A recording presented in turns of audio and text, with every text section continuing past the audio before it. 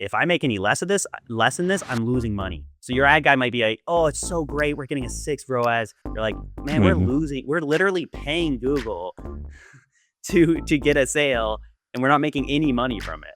It's telling me I'm super successful, but I don't feel it. Realistically, our sales are like the same. Like literally just a basic PMax campaign outperformed that other structure by like 10x.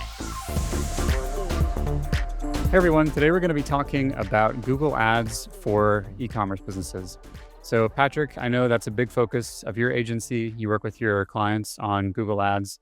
So I'm excited to dig into this with you and kind of learn about what's working and what people should be thinking about when it comes to their Google Ads. Yeah, I love this. I'm super excited to share what I've learned over the years and yeah, jump in. Google Ads can be a big profit driver for a lot of e-com companies, especially Shopify brands. So yeah, we'll go through the whole gambit of, what are the different shopping campaign types? What does it actually look like within the dashboard? And more importantly, what does it mean for an executive to actually go about either hiring someone, setting KPIs, understanding what are their numbers to make advertising successful? It's definitely a underrated, channel to take on if you haven't yet. Yeah, there are a few different angles I think we could approach this from, and I'm curious for your thoughts. So, like one kind of big topic on my mind is for a store owner. Let's say they already have an established e-commerce business, and they've probably run ads in the past. Maybe they've tried running it themselves or work with different agencies or freelancers. I feel like it can almost be hard to know like how to hire the right person or if they're doing a good job if you're not an expert in it yourself. So maybe we can talk about like how can someone hire the right person or how do you filter through and know that you're working with somebody good. Any other ways you want to be that you think we should be talking through this? Yeah, no, exactly. I think those are the right metrics to look at because Google Ads is not simple. So finding someone that really knows what they're doing is important. So we can even go into how you might be able to sort of deduce that and maybe going through a 101 on Google Ads, particularly for e-commerce, totally different than normal like B2B businesses.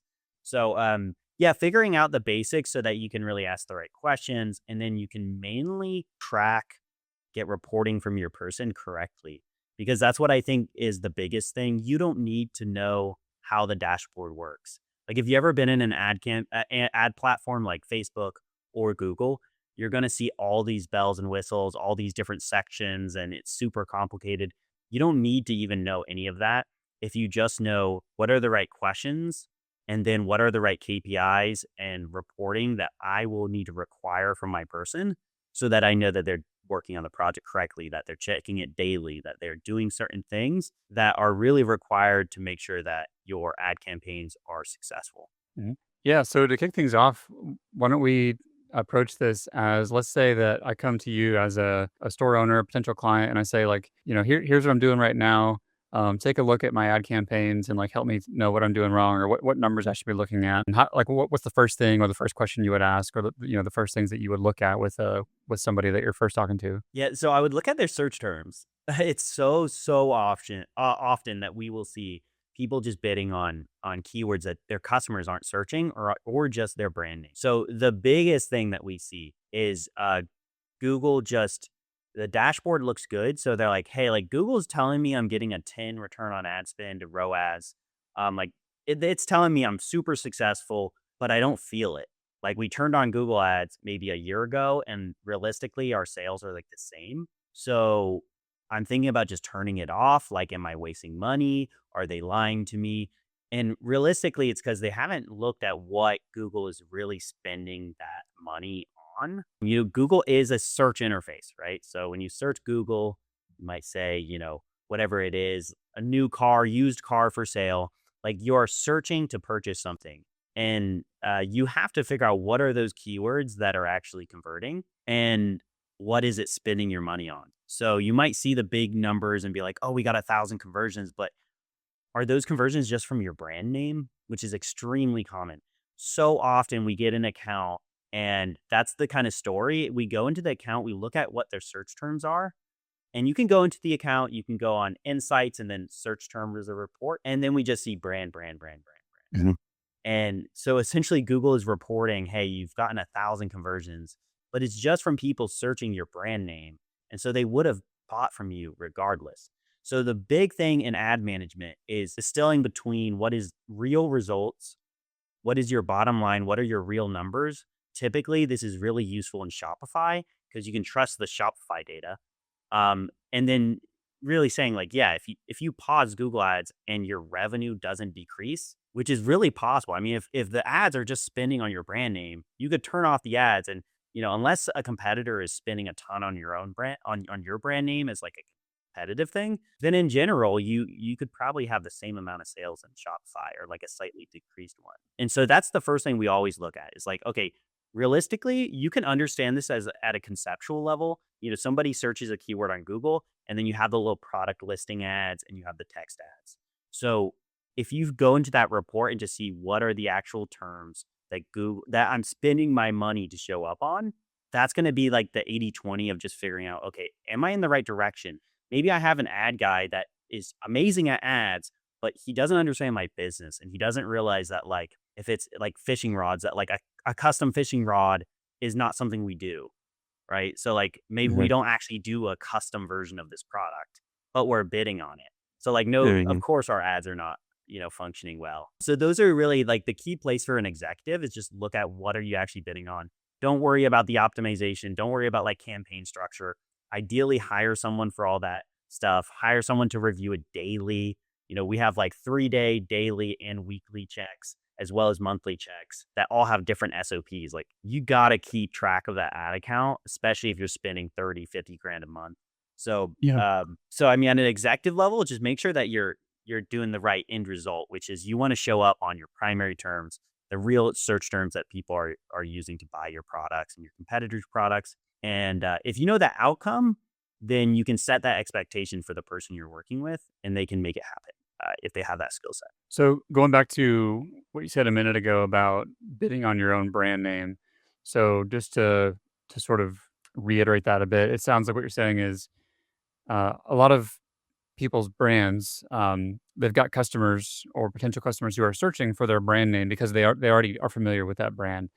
And if they're searching for it, that brand's website is probably going to show up in the organic search results. But then that brand might also bid on ads like text ads to show above organic search results. And oftentimes, if you search for something, you'll see like the sponsored ads at the top of the page, and then below that, you'll see the same company's website, but just the organic version of that search result.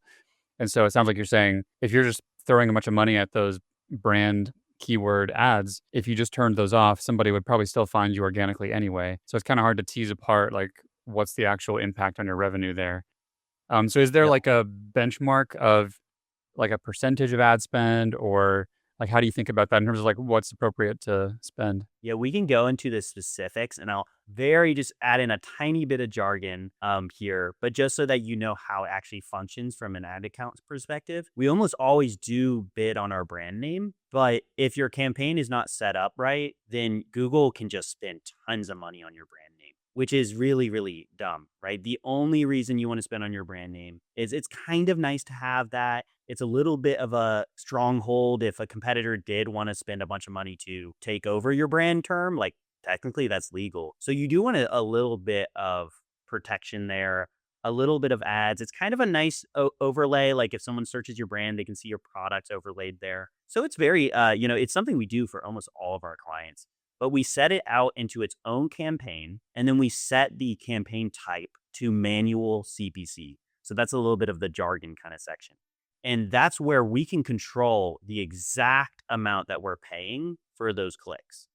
And so in that way, you can really control it and you can spend a very little budget and still have Mhm. that full result.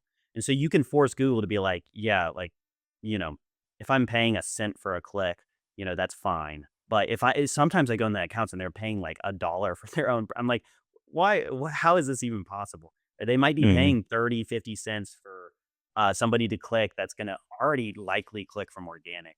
So you Right. do want some there. In terms of the percentage, there's not an exact percentage, but typically we just make it very low. Like really you can search the terms and you can also look at what the competition is doing. So if you do have competitors bidding on your brand name, then that's where we would turn it up a little bit so that you're out competing them. Mhm. And that's if the client wants it. But yeah, so you can really control these things. You just need the right campaign type and you need the right campaign structure so that all branded terms are going into the right campaign. And so they're not just, you don't have one campaign that's bidding on branded terms, branding on all these different products and has no structure to it. And so it can spend 50 cents on your brand name Hmm. per click, right? So if you're getting Sure. a hundred, Yeah. 1,000 clicks, like that adds up pretty quick. Yeah, and so a minute ago, you were saying how there are a lot of sort of technicalities or things that the company owner, the executive probably shouldn't be, like, getting in the weeds and worrying about. They should have an expert who they trust to handle that stuff, but they need to know at a high level, like, I think you were saying they should know, like, what keywords they're targeting, and which ones they shouldn't be targeting. So are they, like, reviewing the keywords they're bidding on regularly and highlighting, "Oh, I think these should be negative keywords," or, "We should exclude these," or things like that? Yeah, so I personally don't think they need to be super involved, but sometimes they do. So, for example, we have one client that's in a very sub niche of technology, and it's like extremely niche down and like technical, and there's not even a lot of information online. So, in that one, he does, review some of the search terms just to confirm that if it's something highly Mhm. technical, then his team can look at it and just confirm whether it's, something they sell. 9 Right. out of 10 times, it's pretty easy to just communicate that knowledge, but especially when you're first working with someone, like, look at what the ads are spending on, and to do that, that would be the one area where I would recommend you kind of just get familiar with that part of the dashboard. So, and I can tell you right now, so you go into Google Ads, and on the left-hand side, there will be insights and reports. You just open that up, and then the 4th down will be search terms, and that's all. And when you look at that report, you can see all the keywords that Google is actually bidding on. And so you're probably going to see your brand name. Just check, are you spending a lot on it? Is that where all your conversions are coming from? How does that look? And then you'll see some general terms. And you do want to think about your customer, right? Nobody knows your products as good as you. So, like, you want to think about, okay, are these actually the people that I want? So, if you sell luxury fishing rods and the keyword is cheap fishing rod, like, an ad person might not care, and they just be like, "Hey, it's a fishing rod, okay, cool." But it's like, that's not right for your business, and so you definitely need to direct them on that. Now, if they can't do that, then it might be a people problem, but, as long as you tell someone that, you'd be like, "Hey, I don't want anything that infers low quality. Like, we're our price is higher, we're nicer, we're, whatever it is, like, I wanna focus on stuff that's a certain sort of target audience, value and keyword and so on." And so, yeah, I would say that's your first place. Like, that's kind of like where you would want to understand is that, and then just the core numbers, which most business executives and Shopify owners should be kind of decent at, which is, okay, what is a good return on ad spend?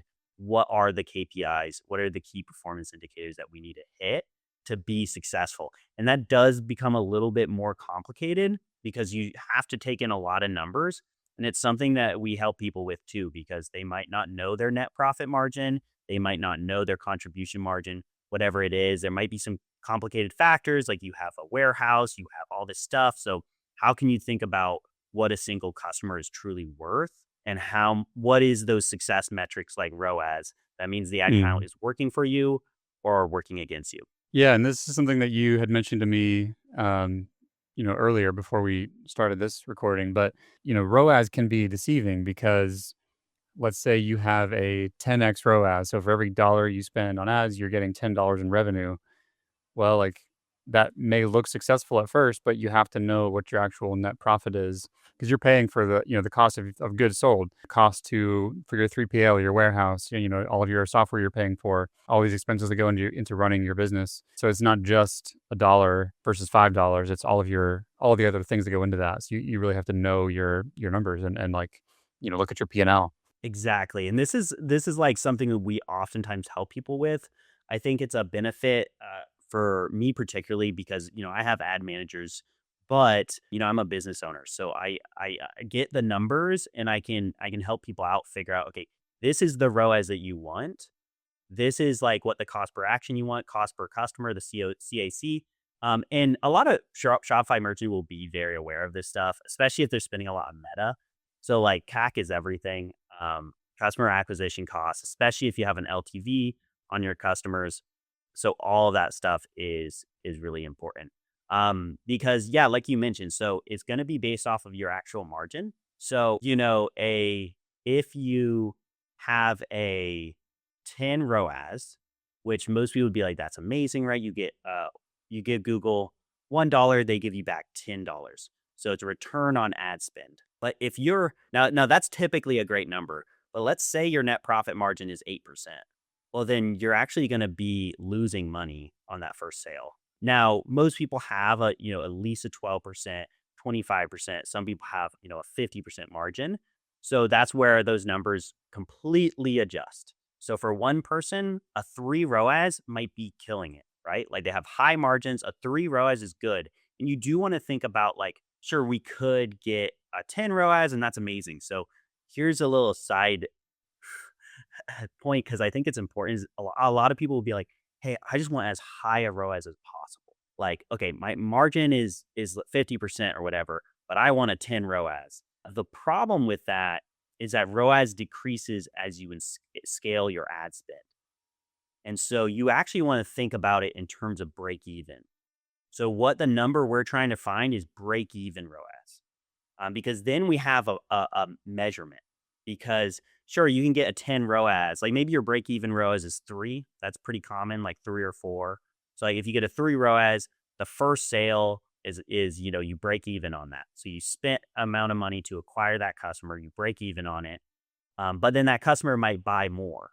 So, that LTV, like especially if you have a decent LTV, a lot of times people are totally happy breaking even on the first sale. They know that customers often buy 3 times in a year. And so they're going to make money and they're growing the business and so on. And so that's super important. But the reason that you don't want to be like, hey, my break even rise is 3, but I want a 10 is because you're going to end up spending like $1,000 a month on ad spend or $3,000 a month on ad spend. And for some people, maybe that's fine, right? If it's even possible to get a 10 ROAS, you might be able to do it, but you're going to be at such a low ad spend that it doesn't make Mm. sense. So like why spend $3,000 a month at like a 10 ROAS when you spend $30,000 a month at a 5 ROAS, right? Like at the end of the day, you're growing your company more. So Right. uh, now, like as long as you're break even, as long as you're above your break even, like if your break even is 3 and you're hitting a 5 ROAS, that means for every first sale you're making money. So it's almost like just put more money in the system if it's profitable. And then Mm. once it goes below that, like if you're inching down to like 4.5 or 3.5, like that's when you're like, okay, I've kind of maybe hit my limit. So these are just some ways of thinking that are really important from the executive side of, okay, how much ad spend do I need to put in? How should I think about my numbers? Get that break even return on ad spend. Say, okay, if I make any less than this, I'm losing money. So your ad guy might be like, oh, it's so great. We're getting a 6 ROAS, but your break even is 7. You're like, man, we're Mhm. losing. We're literally paying Google to get a sale and we're not making any money from it. And that's the worst case, right? So then okay, I have to at least be at an 8 and the LTV can back it up. So those kind Right. of discussions are usually where we start. Is like, let's really figure out the numbers and see if this makes sense for you. Right. What other questions would you initially dig into with somebody that you're first talking to about, working on their ads? Any common, I guess pitfalls that people might be experiencing that you can help them kind of realize? Like that ROAS one was, I think, an interesting one. Any other like common mistakes or things that people should be thinking about early on? Yeah, I think the biggest thing is the numbers discussion, and that can go many different ways. Like for some people, net profit margin works. For some people, they do need to use something like a contribution margin. So, I mean, I guess we're kind of getting into like financial jargon here a little bit, but like you sometimes have to play around with the numbers depending on how their business is set up so you can get something that's accurate. And thinking about LTV, and for LTV, the big question I would ask there is, so this is actually another really big question, is new versus returning customers. Mhm. So I've also seen ad accounts where they come to us and some of the Google campaigns, they just act differently. So sometimes like, a PMax campaign particularly can like start targeting existing customers a lot. And you kind of have to veer it, away from that. Because if you're a company that focuses on LTV, so like say you're a supplement company and you have, really LTV is the game. right? You might sell a product for $10, but the lifetime value of your customer is 300. You're expecting them to take the supplements for 6 months or something like that. And so they're like a new customer is all you care about. Like a returning Mm. customer doesn't matter as much. So I guess if they like stopped their order, right, or something like that, but a lot of times it might just be, getting someone in that funnel is going to be much more valuable to you than just getting a returning customer. Because oftentimes maybe they're already going to buy from you. You don't really know. Like they might just be, searching, and then yeah, they may have already found you. They're aware of your brand, so they're just different and a different beast entirely. Mm. Um, and you can see this with Shopify. So this is why I love Shopify for ads, particularly because within your marketing and then attribution report, you can see new customers versus returning customers for your Google ads specifically. And you can even, if you set up your UTMs right, you can even see what campaigns are giving you new versus returning customers. So then you can go in there and be like, oh, so, again, a little bit jargony about the dashboard, but some words you'll become familiar with is like shopping, PMax, and search campaign. So maybe you go in there and you notice, okay, my search campaigns are getting, 70% new customers. Those things are targeting the right people. While my PMax campaign is getting like 20% new customers and 80% returning customers. And so then you're like, okay, my PMax is a much better return on ad spend, right? It's hit an 8 return on ad spend. My search campaign is hitting a 4 return on ad spend. So you might say, oh, search campaign sucks. Let's push all the budget into PMax. But if your goal is new customers, and that's like one of the key things that you need for your business, then it might be the exact opposite. It might be like, hey, this search campaign is doing awesome work at getting that top of funnel people, and the Mhm. PMax is kinda just somebody already knows about you, and then it's remarketing to them. Like, it's just kinda like remarketing. Now that is there's a valuable place for remarketing, and there's a Yeah. valuable place for all of these campaign types. So for us, typically, we're running 8 campaigns, right? Like, depending on the budget, we're running many different campaign types, and they have their own valuable aspects to them, but, you wanna be careful because they act very differently. So, like, PMax does a lot of remarketing. And so you want to be aware of, they might have seen you on Facebook, and then PMax is kind of like stealing that attribution.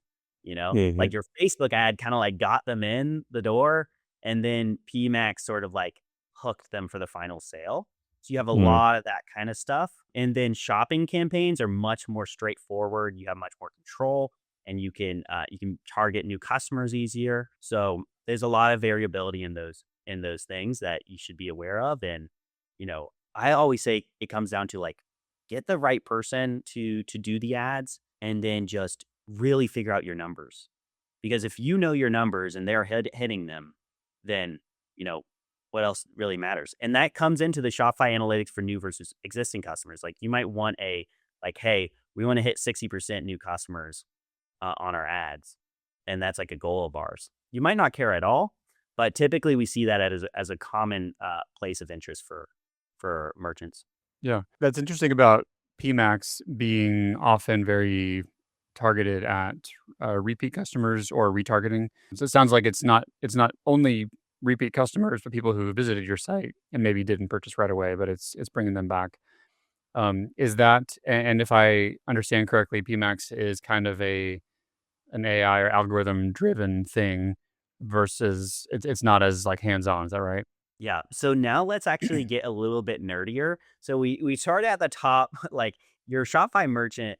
You need to know your numbers. You need to understand how the general system works, like just the output, like know your keywords, know your numbers. That's what I would say by far is the 80/20. But then after that, it is useful to have a grip on the Google Ads system and how it works. And so we've mentioned PMax, and we mentioned shopping, and we mentioned search.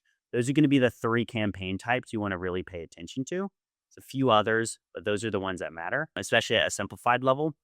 And so for PMax, this is Google's very AI focused campaign type. So it's doing a lot of machine learning, and it's also taking on the reins. You have very little control sometimes, right? So it's very much controlling what it advertises to, what products it sends money to, right? You can steer it, and a lot of times PMax is one of our largest campaigns. They're definitely good.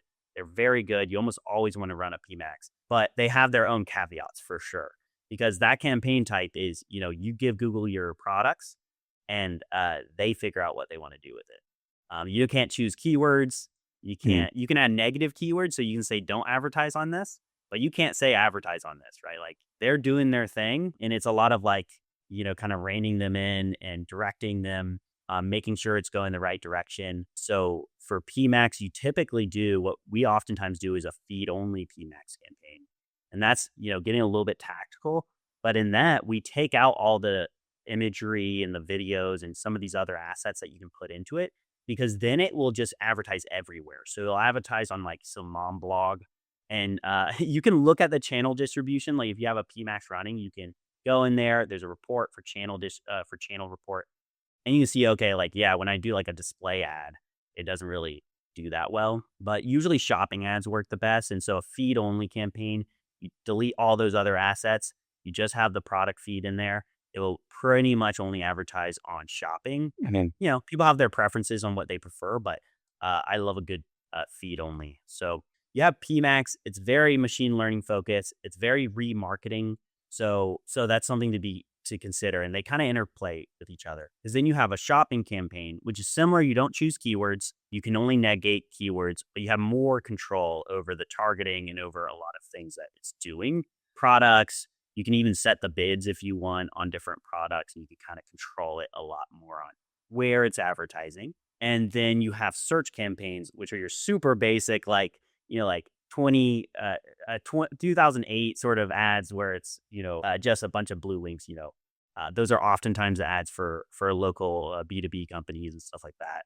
Much less in e-com, but they can also work well in e-com. It just depends on the products.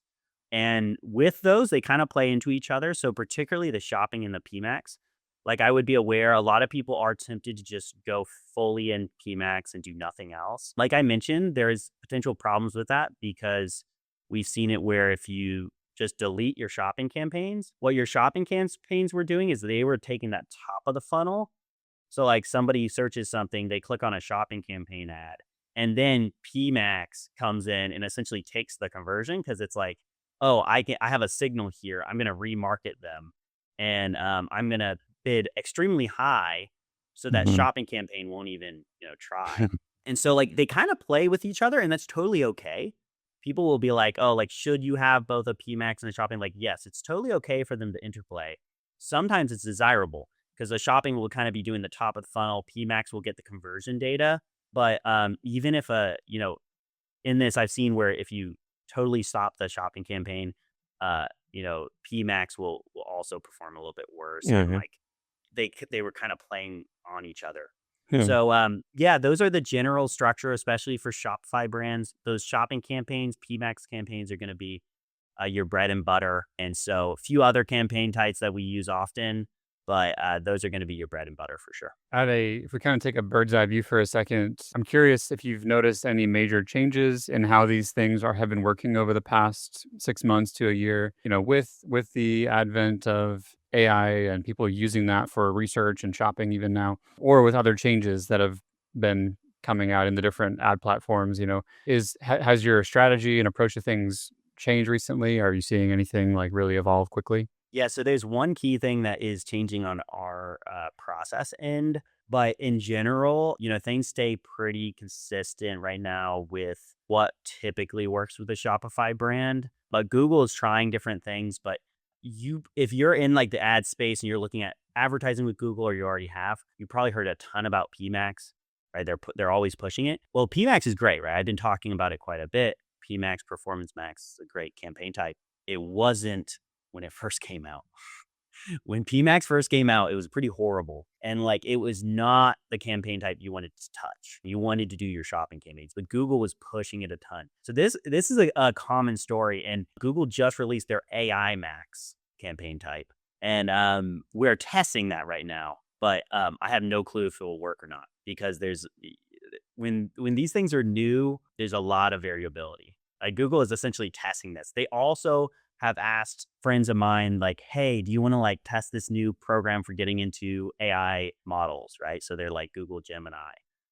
So doing like AI ads, and that just tanked. That didn't really Mm. do good at all. So I would say first off, like until things are kind of tried and true, I would personally, if you're doing any of those things, just treat them as experiments. So like with our Yeah. clients, we're like, hey, Google has this new AI Max. We're gonna run, maybe $40 a day on this campaign, which is not much to them. We're gonna test the results over a couple months, see how it does, see what it's doing. So we're running a lot of those tests. Maybe AI Max will be a big thing. So maybe we'll talk about this again in a future podcast, and we can go through what that looks like and our results from it. But in general, we kind of stay to the tried and true right now. So those are some of the key things on the innovative side that we're Mhm. experimenting with. But really, in terms of the system, what we've noticed is at a higher level, a lot of times consolidation has been more effective than segmentation. So, this is an interesting point on the Google Ads side, which is that for a long time, segmentation was kind of better, like pushing out products into different campaign types. So, with Google Ads, the reason you really need an expert is because there's so much information online that worked for a period of time and that now doesn't work as well. So like that's why it's so confusing. Like you'll get so much advice online. It's like, oh, like you need to segment out your products into, like low price, medium price, high price, right? And then they have their own campaigns or, like do it based off of keyword and like do like a funnel keyword strategy. And sometimes we get these clients and they have these insane setups like that did work for a period of time, like maybe like 4 years ago. Like in 2020, they were working decently well. And like the system just has changed a lot. And now these are Mm. so limiting. And it's like we've had a client where they're doing this super complicated campaign structure.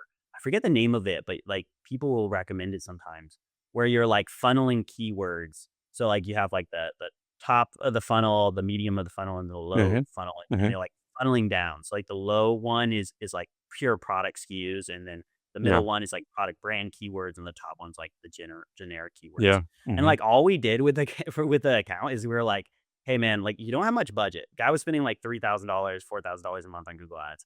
I was like, scrap all of this. You're spreading your budget way too thin. We're literally gonna delete. We're gonna like pause all these campaigns. We're gonna push all the budget into like a PMax campaign, and like trust us, bro. and uh, and he had to. He was like, no, like we'll keep the structure. So we did it like alongside each other, and he gave us a low Mhm. budget. Like literally just a basic PMax campaign outperformed that other structure by like 10x. Like Mm. we Mhm. completely made his account so much better. And so a lot of things like that happen oftentimes where you do simplification or like consolidation can be even better. So I would say, sometimes simplify what you're doing can be very helpful. And so, especially depending on budget. So like I said, usually if we're working with like 30,000 a month, we usually do have like 9 campaigns and we're kind of like running different things and we're always running tests and we're doing different things like that. I mean, and Mm. especially if you're running $300,000 a month, right? Those kind of campaigns are very different. But yeah, usually, I mean, if we have like 3,000, $5,000 of budget, like usually looking at like maybe 2 or 3 campaigns. Mm. Keep it simple. Don't segment out the products a ton. Kind of keep them more consolidated. And so, yeah, I find that has been a change in Google that we've seen is from a lot of segmentation to now like Google kind of just wanting you to keep a lot of your products in a campaign or a few campaigns, and that's mainly because they need the budget. So like rather than splitting out the budget, so if you have a small budget, like rather than splitting it out across a bunch of campaigns, like Google needs a certain amount of budget to do its thing. So we've found that a lot. So there's definitely some changes in Google always happening, and that's kind of the point of an ad manager, right? Is to keep up with those things. Right. It's interesting that you talked about that high, medium, and low funnel structure because we've had a lot of clients who have something like that, and I'm curious for your thoughts on that. Like, is it ever appropriate in your opinion to have that kind of structure if there's a larger budget to work with, or if someone's on a smaller budget? Like, how do you structure the campaign? Is it just kind of a bucket of like very highly targeted or high intent keywords, or like what's the approach if it's a smaller budget? Yeah, those are great questions. And I think they can work. And, Yeah, it just kind of depends on the products and everything like that. But I typically seen that a simpler structure just works better. And you can always test these things. So that's the nice part is you can just, okay, we have these three campaigns that are doing this thing. We're gonna create these new campaigns. It's gonna cost more, right? If you want to keep those alive. But we're just gonna evaluate over a month period, like which gets better results. And so we can test these things, but typically I find that the simpler setups compared to the priority ones typically will work better. On a simple account setup, I mean, like when we'll oftentimes do pilot tests. So we're talking just, hey, give us 3 months, dedicate X amount of money, and let's see if Google Ads works. Like typically we recommend like at least $9,000 over 3 months. That's $3,000 per month. That gives us enough budget and Google enough budget that we can actually test to see if the ad will work. Mhm. And gives us enough time because Google needs to learn, right? It's a machine learning platform. It needs to learn. You need to navigate. You need to veer it into the right products, all that kind of stuff. And yeah, usually if we're doing a simple project like that with $3,000 of budget, you're talking about three campaigns. And so usually like two shopping campaigns and a PMax, maybe a search campaign. So we keep it pretty basic. And then all of those, they'll be broken out into ad groups for the different products, things like that. But, realistically, the PMax and the shopping will have all the products in there other than any products that like, have horrible margins or like we don't want to focus on at all. But like if we're advertising a product, we're going to keep them pretty much all in those. So it's going to be a shopping campaign and a PMax, and they're going to have all the products in there. And they're not going to, we're not going to segment like based off of all this kind of different stuff. So we're not going to create a Mm. campaign for campaign for shoes and a campaign for shirts or whatever. So that's typically how we do it, especially at a low budget. And then at higher budgets, we typically don't like segment based off product a huge amount at the campaign level. But then we're having a lot of different campaigns running with just different things that we're testing. So we might have a performance max, a shopping with all products, and then sometimes we'll like segment a little bit if we have enough budget. So you definitely can do those. Like for one account, we found it really working well to have like a top converting products and low converting products campaign. Yeah. Mhm. And so like we kind of segmented out like that.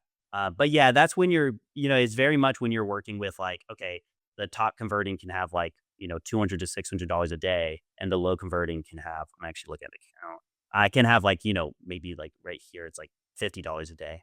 Mm. So, yeah, it kind of just depends on the account and what you're doing with it. But I have Yeah. found that people get themselves a little bit in a hole if they focus too much on segmentation and they make these super complicated sort of like structures. I think sometimes it's like, okay, just give it an experiment and like test out with a simpler structure. I mean, it's fine to do like a bestsellers campaign if you want to do that. Like there's some good opportunities you can do at certain times, especially if you have deals going on, like we'll do some of those campaign types, but I would just caution against doing too complicated like keyword routing and things like that. You can kind of essentially just with how much AI and machine learning is within, particularly the PMax campaign. It's like the PMax campaign and even the shopping campaigns a little bit, but mostly PMax is using every bit of data Google has. So like Mhm. if you're forcing the PMax to only bid on, like the general keywords or like not the general keywords, well, like the PMax campaigns know something like, hey, this person searched for like cups, right? And but I know that they have been actually looking at products for weeks. And like they are from what we can identify, they're looking to buy cups in bulk and like they have like a lot of this data. So they're like, this is a high intent user. And Mhm. so just because they're searching cups, right? Like I might search cups and I'm not your target audience. The PMax is much more machine learning where it's like, oh, this person is really looking to buy like a 500 pack of cups if that's what you're Yeah. selling. And so like the keyword might be cups, but it's high converting now. So Google is doing a lot of this stuff. So, sometimes it's like, okay, Google, do your thing. I don't want to restrict you too much. It's kind of the idea. Mhm. Yeah. Yeah, it makes a lot of sense. So we've been talking a lot about Google's systems and how to structure things there. I feel like there are other components or facets that are very important as well, such as like how is the website optimized? Does it load quickly? Are the product pages optimized? Are you driving traffic to product detail pages or landing pages or collections or some combination? And then, like you mentioned earlier, some of the like lifetime value stuff. So are we doing good retention marketing with email, SMS, stuff like that? Once we get that first sale, then can we get them to come back and buy again? So there's like this whole other world of stuff we can explore. And maybe we'll get into some of that more in future episodes. But I guess I'm curious, is there anything that like comes to your mind that is really important to mention in terms of like the site optimization side of things that you talk to your clients about? Yeah, so that's mostly if it needs to be done kind of basis. So if the ads are running and they're converting and the numbers are fine, then we don't really care, right? Like we usually don't go, because I've noticed even in my career, like I've built one time I built this website and it was the client had this old like 90s website. I was like, this is not right. This is not right. So we built a new website and then right when we published, like conversion rate went down. It's like people Mhm. liked the old 90s website. And so, Mhm. and then we had to do all this, jumping through hoops to sort of get the website to look a little bit different. So, and we got the conversion rate back up.